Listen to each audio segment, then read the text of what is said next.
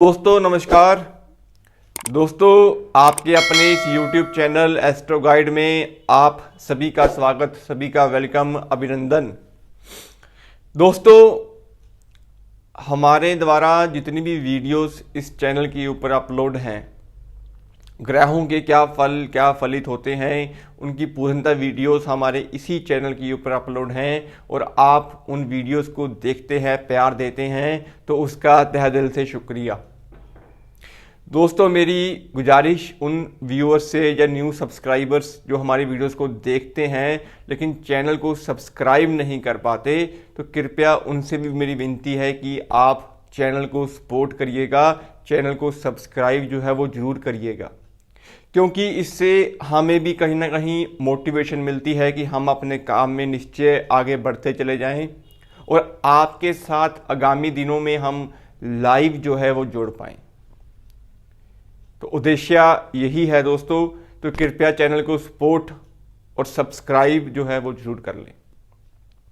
दोस्तों आज हम जिस टॉपिक के ऊपर बात करेंगे वो टॉपिक है कि आप क्या मकान की कंस्ट्रक्शन जो है वो करवा रहे हैं, क्या आप अपना मकान अपने नाम से ले रहे हैं, क्या कंस्ट्रक्शन करवाने के बाद आपको समस्याएं आईं, क्या आपने अपनी कुंडली में ग्रहों की स्थिति देखी कि वो सही टाइम था कंस्ट्रक्शन करवाने का। तो पूर्णतः वीडियोस को हम इसी टॉपिक के ऊपर रखेंगे। तो आज इसी टॉपिक के ऊपर हम बात करेंगे। दोस्तों हर इंसान का एक उद्देश्य होता है कि उसका जो घर हो वो बड़ा अच्छा हो। अपने कर्म पथ पे चलते हुए इंसान जो है जॉब या फिर बिजनेस के रूप में धन एकत्रित जो है वो करता है। व्यापार करना या नौकरी करना ये हर इंसान के ग्रहों का ही खेल होता है। लेकिन क्या मकान जब आप बनाना शुरू करते हो या फिर आपने मकान लेना शुरू किया तो उसके बाद आपकी इनकम पे कोई असर पड़ा कि नहीं पड़ा, इन चीज़ों को देखना भी जरूरी होता है। कई बार इंसान के पास पैसे जो है वो कमा लेता है, धन एकत्रित कर लेता है, लेकिन मकान नहीं बना पाता। और कई बार इंसान की इनकम बड़ी अच्छी होती है, वो लोन के रूप में मकान डाल लेता है, लेकिन उसके बाद फिर कर्जों में फंस के मकान तक बिक जाता है। तो इसी संदर्भ को अगर आप समझें तो मकान या फिर आपका वो आलीशान मकान जो आप चाहते हो डालना, वो तभी आप कुंडली में चेकआउट करें कि शनि की पोजीशन क्या है, आपके सह परिवार में क्या आपको आपके नाम से मकान लेना चाहिए। क्योंकि आज के एक दौर में जो घर को लीड करता है, जो हमारे बड़े बुजुर्ग होते हैं, वो प्रॉपर्टियां जो हैं वो अपने नाम पे रख के फिर आगे की आगे वो पीढ़ी दर पीढ़ी चलती है। कई बार इंसान की कुंडली में शनि की साढ़े सती या शनि का डैया या शनि की दशा आपको नुकसान भी देती होती है, लेकिन आपको उन चीज़ों की समझ ना होने के कारण आप मुसीबतों में फंसते चले जाते हैं। दोस्तों तो मकान का जब भी आपको जिक्र करना होगा तो कुंडली में आपको आपकी शनि की पोजीशन को देखना बड़ा जरूरी है, क्योंकि शनि ही पूर्णतः आपको मकान का जो है निवारण कंप्लीट करवाते हैं। शनि के दो एजेंट राहु और केतु, इनका काम जो होता है ये बेसिकली अड़चने तकलीफ़ें, जब शनि को आप स्थापित करोगे मकान के रूप में तो राहु और केतु की अड़चने आपको तकलीफ़ों में ले चली जाएंगी। प्रॉपर्टियों के विवाद फसाद जो हैं वो मकान के शुरू होने के बाद ही होना शुरू होते हैं दोस्तों, क्योंकि शनि जो हैं वो मकान के निवारण के मालिक हैं। मकान जो है पूर्णतः शनि है, लेकिन जो धन आप उसके ऊपर खर्च करते हो, जब आप मकान में गृह प्रवेश करते हो तो वो जो सुख होता है वो चंद्रमा का है। क्योंकि जब कभी मकान स्थापित होगा, मकान आपने बनवाया होगा या मकान खरीदा होगा या अपने मकान में गृह प्रवेश किया होगा, तो वो सब चीज़ें आपके 4th हाउस में रिलेट हो जाएंगी। और कुंडली के खाना नंबर 4 की भी तासीर यही होती है कि कुंडली में शनि कहीं पे भी बैठे होंगे फल उनके ही मिलेंगे। तासीर बेशक चंद्र की हो लेकिन फल शनि के हैं। तो इसी संदर्भ में खाना नंबर 4 चंद्रमा का है, और जब आप शनि को स्थापित करोगे खाना नंबर 4 के अंदर, तो कहीं ना कहीं चंद्रमा जो सुख के दाता हैं, आपके मन में जो एक संतुष्टि जो मिलती है उसके दाता हैं, तो वो कुंडली में अगर पीड़ित हो रहे होंगे तो मकान बनाने के बाद आपको कहीं ना कहीं तकलीफों का सामना जो है वो करना पड़ता है। इसी संदर्भ में चंद्र शनि जब इकट्ठे होते हैं तो नीच के केतु बनते हैं। अब केतु जो है वो छठे भाव के कारक भी हैं और नीच के भी हैं और पताल की दुनिया के मालिक हैं। केतु कहीं ना कहीं आपको कर्ज के रूप में, बीमारियों के रूप में जो है वो ले लेते हैं।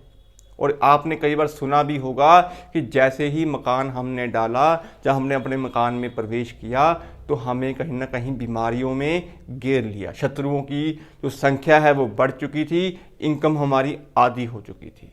कारण क्या था कि छठा भाव भी आपका कहीं ना कहीं एक्टिवेट होता है जब आप मकान लोन के रूप में स्थापित करते हैं, या फिर आपकी कुंडली में चंद्र शनि की युति होती है।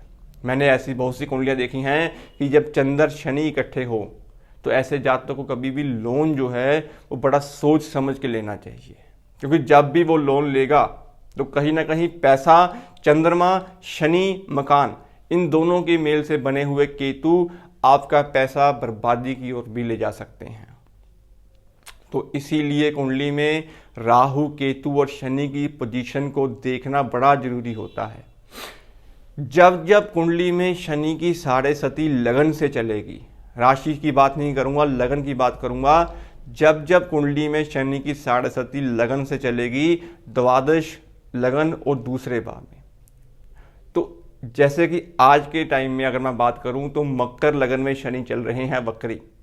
तो मकर लगन वाले ये जरूर चेक करें कि इन्होंने पिछले 2.5 साल से कोई ना कोई मकान जो है रेनोवेट किया होगा, या मकान खरीदा होगा, या इन्होंने अपना प्रॉपर्टी जो है वो बेची होगी।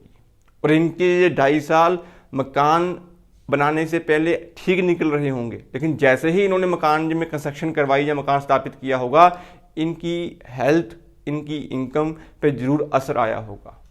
लिटिगेशंस के केसेस जो हैं वो बढ़ जाते हैं, क्योंकि शनि जब भी लगन में होते हैं तो कहीं ना कहीं नीच के माने गए हैं।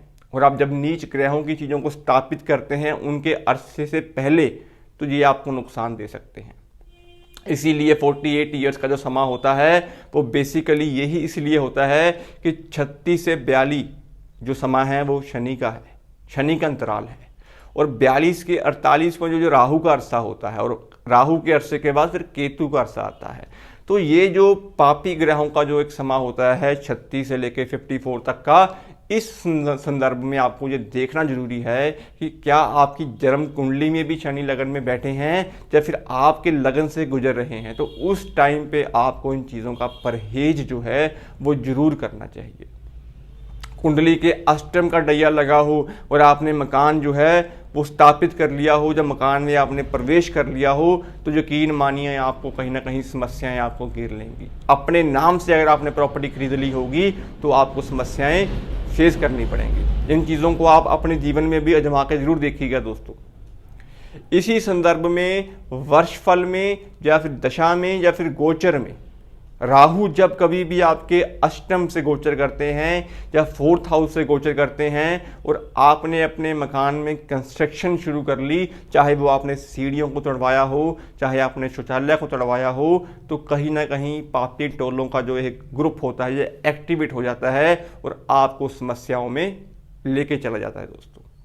क्योंकि खाना नंबर 4 जहाँ सुख का है, चंद्रमा का है, वहाँ पे जैसे ही राहु को आपने स्थापित किया होगा या राहु से आपने छेड़छाड़ की होगी, तो 4th हाउस आपका डिस्टर्ब होना लाजमी है।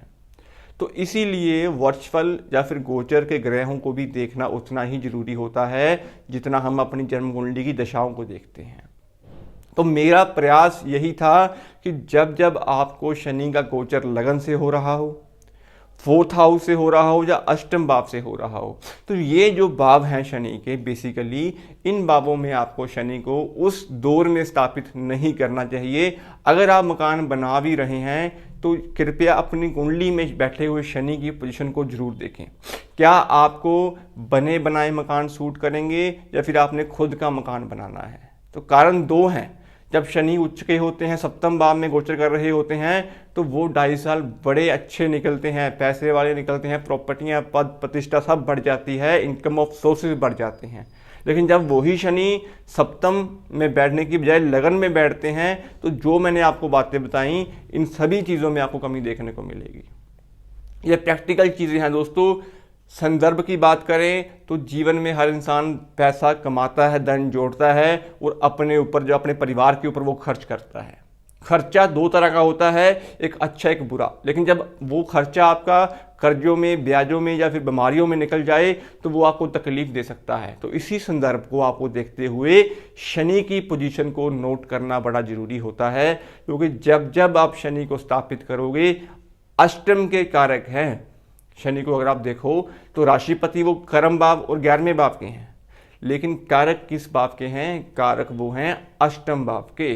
तो जब अष्टम भाव के कारक को लगन में बैठे हुए शनि को आप स्थापित करोगे तो वो अष्टम भाव के फल आपको जरूर देंगे, क्योंकि वो लगन में नीच के हैं और नीच ग्रहों की चीज़ों को कभी भी घर में आपको स्थापित नहीं करना चाहिए। तो ये कंसेप्ट इस संदर्भ में था कि मकान की कंस्ट्रक्शन करवाने के टाइम पे, क्योंकि आप इतना पैसा जो है वो खर्च करते हैं, उस टाइम पे आपकी जमा पूंजी जो होती है वो मकान के रूप में लगती है, तो अपनी कुंडली में उस टाइम में शनि की पोजीशंस, राहु केतु की पोजीशंस को देखना बड़ा ज़रूरी होता है। कुंडली में चंद्रमा आपको सुख देने वाले ग्रह हैं, अगर वो ही पीड़ित हो जाएंगे तो आपको गृह प्रवेश के बाद, अपने नए घर में आपने जब प्रवेश किया होगा, उसके बाद समस्याओं का सामना जो आपने किया होगा वो आप ही जान सकते हैं।